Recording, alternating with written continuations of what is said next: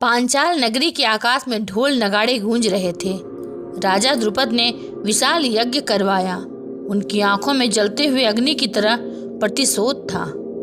द्रुपद मन ही मन बोले, द्रोण ने मेरा अपमान किया है, इस अपमान का प्रतिशोध मेरे वंशज ही लेंगे। आचार्य याज्ञवल्क्य मंत्र पढ़ रहे थे। अग्नि प्रचंड लपटों से दहक रही थी। अचानक अग्नि से दो छवियां प्रकट हुईं। एक था धृष्टद्युम्न, जो द्रोणाचार्य का वध करने के लिए जन्मा। दूसरी थी द्रौपदी, असीम सौंदर्य वाली कन्या। सभा में सभी स्तब्ध रह गए। अग्नि की ज्वालाओं में चमकती द्रौपदी को देखकर लोगों ने कहा, यह कोई साधारण स्त्री नहीं, देवी स्वरूपा है। परंतु द्रुपद के चेहरे पर एक रहस्यमयी मुस्कान थी। वह जानते थे यह कन्या केवल सौंदर्य का वरदान नहीं, बल्कि राजनीति का शस्त्र है। द्रौपदी बड़ी हुई। उसका रूप गुण इतना अद्भुत था कि पांचाल ही नहीं, अन्य राजाओं में भी उसकी चर्चा होने लगी। लेकिन हर रात जब द्रौपदी महल की खिड़की से आकाश देखती, उसे लगता कि उसकी नियति सामान्य नहीं है। एक दिन उसने अपने पिता से पूछा, पिताश्री, लोग कहते हैं मैं अग्निकुंड से जन्मी हूँ, मेरा उद्देश्य क्या है? द्रुपद ने गंभीर स्वर में कहा, याज्ञसेनी, तुम केवल पुत्री नहीं हो, तुम इस धरती पर धर्म की अग्नि प्रज्वलित करने आई हो। तुम्हारे आंसुओं से युग बदलेगा। द्रौपदी चुप रही। उसके हृदय में हलचल थी। वह जानती थी कि वह केवल एक स्त्री नहीं, बल्कि नियति का मोहरा है। समय बीता। द्रौपदी का स्वयंवर रचा गया। हजारों राजा, वीर और धनुर्धर वहां पहुंचे। सभा में आकाशीय पुष्प रस रहे थे। द्रौपदी ने अपने पिता से कहा, पिताश्री, क्या मुझे अपने वर का चयन करने की स्वतंत्रता होगी? द्रुपद बोले, हाँ पुत्री, किंतु याद रखना, तुम्हारा चयन केवल तुम्हारा नहीं, इतिहास का निर्णय होगा। सभा में घोषणा हुई, जो धनुर्धर महाधनुष को उठाकर घूमते हुए लक्ष्य की आंख भेदेगा, वही द्रौपदी का पति होगा। सभा में गहमा गहमी हुई। सबके नेत्र मंच की ओर उठे। सबसे पहले कर्ण उठा। उसकी देह पर तेज था, उसकी आंखों में गर्व की ज्वाला। उसने धनुष को उठाया। सभा में सन्नाटा छा गया। द्रौपदी के नेत्र कर्ण पर टिक गए।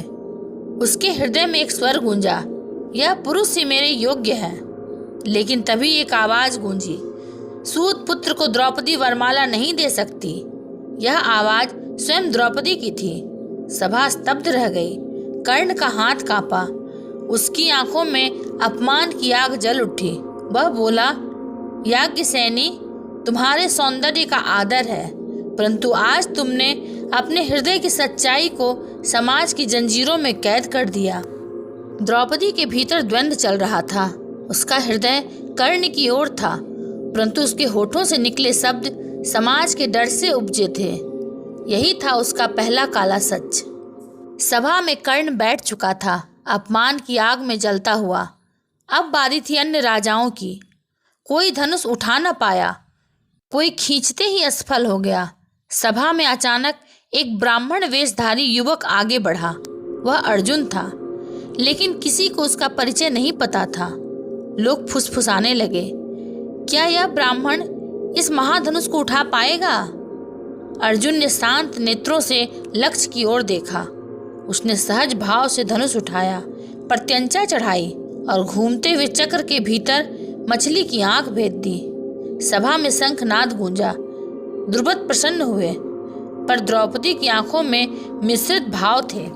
मेरे हृदय ने कर्ण को चाहा, परंतु नियति ने मुझे अर्जुन दिया। द्रौपदी मंच पर गई। उसने अर्जुन के गले में वरमाला डाली। भीम और नकुल सहदेव प्रसन्न हुए, लेकिन द्रौपदी के भीतर एक गहरी कसक थी। वह जानती थी, आज मैंने एक वीर को पाया, परंतु उस वीर को खो दिया जो मुझे सच में चाहता था। उसके होठों पर मुस्कान थी, पर भीतर एक अधूरा सत्य छिपा था। अर्जुन द्रौपदी को लेकर अपने झोपड़े पर पहुंचे। कुंती ने अंदर से ही कहा, पुत्र, आज क्या लाए हो? भीम ने हंसते हुए कहा, माता, आज हम एक अनुपम उपहार लाए हैं। कुंती ने बिना देखे कह दिया, तो उसे आप पांचों भाई आपस में बांट लो। जैसे ही कुंती बाहर आई और द्रौपदी को देखा, उनके शब्दों का बोझ सबको समझ आया। द्रौपदी का चेहरा पीला पड़ गया, उसके होंठ कांप उठे। मैं कोई वस्तु नहीं जिसे बांटा जाए। परंतु युधिष्ठिर ने कहा, माता का वचन धर्म है, हमें उसे निभाना होगा। द्रौपदी को 5 भाइयों से विवाह करना पड़ा। यह विवाह महाभारत का सबसे विचित्र अध्याय था। पहली रात युधिष्ठिर के साथ बितानी थी। द्रौपदी ने मन में सोचा, यह पुरुष धर्मनिष्ठ है, परंतु उसकी आत्मा ठंडी है। मेरे हृदय को उष्मा कहाँ मिलेगी। अगली रात भीम के पास आई। भीम ने उसे स्नेह और सुरक्षा दी। उसके विशाल हाथों में द्रौपदी को शक्ति का अनुभव हुआ। वह सोचने लगी, काश मेरा जीवन केवल भीम के साथ होता। फिर अर्जुन के साथ समय आया।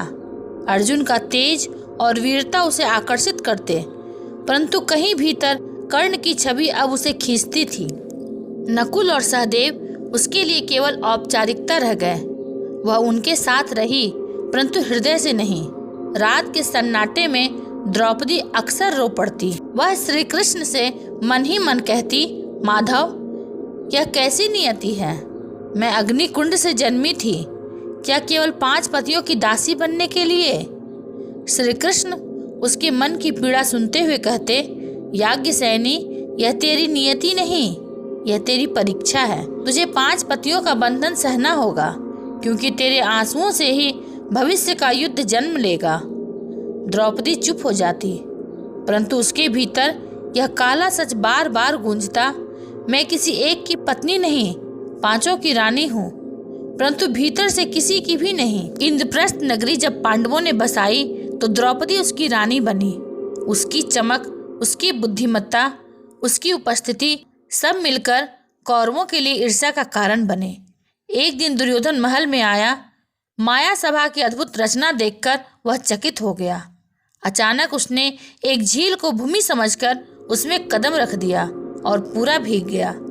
सभा में द्रौपदी के होठों पर हल्की हंसी आई। उसने व्यंग में कहा, अंधे का पुत्र अंधा ही होता है। ये शब्द बाण की तरह दुर्योधन के हृदय में उतर गए। वह भीतर ही भीतर जलने लगा। याज्ञसेनी, तेरी यह हंसी तुझे महंगी पड़ेगी। यहीं से द्रौपदी और कौरवों का द्वेष गहराया। हस्तिनापुर का राजसभा।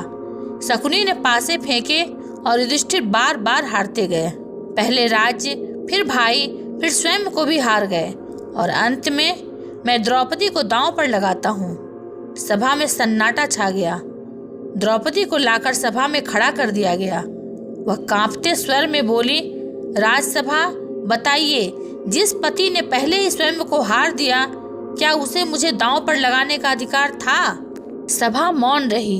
भीष्म पितामह, द्रोणाचार्य, कृपाचार्य सब चुप थे। द्रौपदी के प्रश्न ने धर्म की जड़ों को हिला दिया। दुर्योधन ने द्रौपदी को भरी सभा में खींचकर बुलाया। दुशासन ने उसके वस्त्र खींचने शुरू कर दिए। द्रौपदी हाथ जोड़कर चिल्लाई, हे सभा, क्या कोई है जो मुझे बचाए। कोई नहीं बोला। भीष्म पितामह झुके हुए, द्रोणाचार्य चुप, पांडव अपमानित और बंधे। अंत में द्रौपदी ने आकाश की ओर हाथ उठाए, हे माधव, अब केवल तू ही मेरी रक्षा कर सकता है। और तभी वस्त्रों की अनंत धारा प्रकट हुई। दुशासन थक गया, पसीने से भीग गया, पर वस्त्र कभी समाप्त न हुए। सभा हिल गई। द्रौपदी विजयी खड़ी थी, किंतु उसके नेत्रों में अग्नि जल रही थी। उसने कांपते स्वर में प्रतिज्ञा ली, आज मैं प्रण करती हूँ, जब तक इस दुशासन का रक्त मेरे केसों पर नहीं लगेगा, मैं अपने केस नहीं बांधूंगी। उसकी आंखों में आंसू नहीं, ज्वाला थी। सभा कांप उठी। भीम ने दहाड़ते हुए प्रतिज्ञा ली, मैं दुशासन की छाती चीरकर उसका रक्त तेरे केसों पर लगाऊंगा। मैं दुर्योधन की जंघा तोड़ दूंगा। यही महाभारत युद्ध की नींव पड़ गई। उस रात श्री कृष्ण द्रौपदी से मिलने आए। द्रौपदी रो रही थी, पर उसकी आंखों में आंसू नहीं, आक्रोश था। उसने कहा, माधव, आज जो हुआ उसे इतिहास कभी नहीं भूलेगा। तुम देखना, मैं इस अपमान की आग से समस्त कुरुक्षेत्र को जलाकर राख कर दूंगी। श्री कृष्ण ने गंभीर स्वर में उत्तर दिया, याज्ञसेनी, तेरा अपमान ही धर्म की अग्नि है। तेरे आंसुओं से ही वह युद्ध जन्म लेगा, जिसमें अधर्म का अंत होगा। द्रौपदी मौन रही। उसके भीतर यह काला सच गूंज रहा था। मैंने अपमान सहा, पर अब मेरे आंसू संपूर्ण वंश की आहुति बनेंगे।